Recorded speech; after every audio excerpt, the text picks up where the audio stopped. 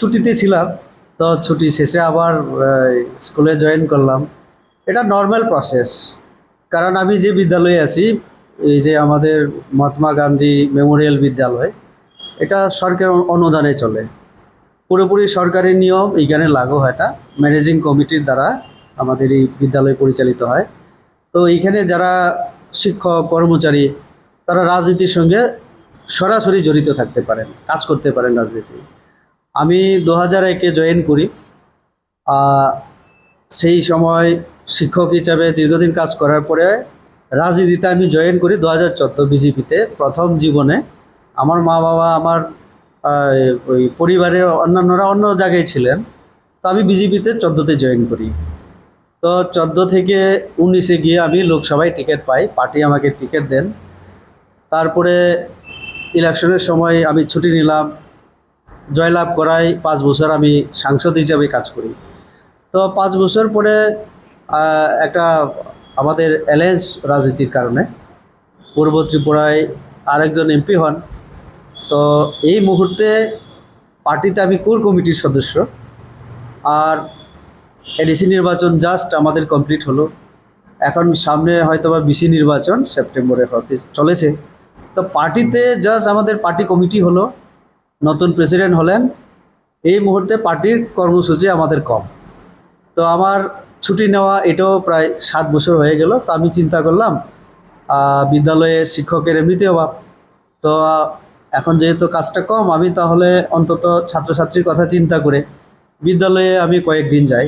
তো তার জন্যই আমাদের প্রধান শিক্ষক মশাইয়ের সঙ্গে আলোচনা ক্রমেই আমি এখন মানে স্কুলে আছি। তো এটা নিয়ে আমার সঙ্গে কথা না বলে, আমার কোনো না করে, অনেকেই টেলিফোন করেছেন, কিন্তু এমন অনেকে আছেন পরিচয় দেন সাংবাদিক, কিন্তু প্রশ্ন যখন করেন তখন আমার প্রশ্নের উল্টো উত্তর তারা দিতে পারেন না। আমি বললাম, আপনারা একটা সময়, একটা জায়গা, কিছু একটা হোক। তো আপনাদের মধ্যে হয়তোবা আমি অনেক ওই মিহিরবাবুকে বলেছি যে আমি 12টার সময় বিদ্যালয়ে থাকতে পারি। তো সেই মোতাবেক আমি আছি। তো একটা কিছু আমার মতামত না নিয়ে রাজনীতিকে অলবিদা জানিয়ে দীর্ঘ 7 বছরের পর স্কুলে জয়েন করলো। এটা নিউজ হতে পারে।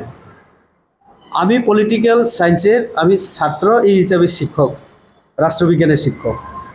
রাষ্ট্র এবং বিজ্ঞান, রাজনীতি আমার রক্তের মধ্যে। আমার বাবা, আমার গ্র্যান্ডফাদার, আমার দাদুমশাই সবাই রাজনীতি ছিলেন। কেউ গ্রাম পঞ্চায়েতের সদস্য প্রধান হয়েছেন, কেউ বা একটু অন্য জায়গায় রাজনীতি করেছেন। আমি ছাত্র জীবন থেকে রাজনীতিতে। রাজনীতি ছেড়ে মানুষ থাকতে পারে এরকম মানুষ? কখনো না। তো আপনাদের মাধ্যমে আমি সবাইকে আমি এই কথা বলতে চাই, ত্রিপুরার প্রতিটি মানুষকে, আমি রাজনীতিতে আছি, থাকবো, এবং বিজেপিতে আছি। আরও পরিষ্কার করে বলছি, বিজেপিতে আছি, বিজেপিতেই থাকবো। আর এই বিদ্যালয়ে যতদিন আমি সুযোগ দিতে পারি, সময় দিতে পারি, এইখানে একজন শিক্ষক হিসাবে আমার দায়িত্ব আমি পালন করব। আর আমার দল যখন দায়িত্ব দেবে, ইলেকশনের দায়িত্ব, সাংগঠনিক দায়িত্ব, আমি সেটাও করব। কারণ এই স্কোপ আছে। এই বিদ্যালয়ে চাকরি করার সাথে সাথে রাজনীতি করা যায়, যেহেতু একটা সুযোগ আইনে আছে, নিয়মে আছে। তো আমি করতে পারি, তার জন্য বিদ্যালয়ে আসব। আর রাজনীতির কর্মী হিসেবে সেটাও আমি করব। এটাই আমার কথা। কিন্তু অনুরোধ আমার, কেউ মানে মতামত না নিয়ে যেন নিউজটা না করে, এটা বিভ্রান্ত হয় মানুষ। অসংখ্য কর্মীরা ফোন করেছেন, কতজনকে রিপ্লাই দেব। আর আমার সোশ্যাল মিডিয়াতে রিপ্লাই দেওয়াও আমি যুক্তিগত মনে করিনি, তার জন্য আমি করিনি। তো আজকের পরে যেন এই মানে দ্বিধাদ্বন্দ্বে কেউ না থাকে।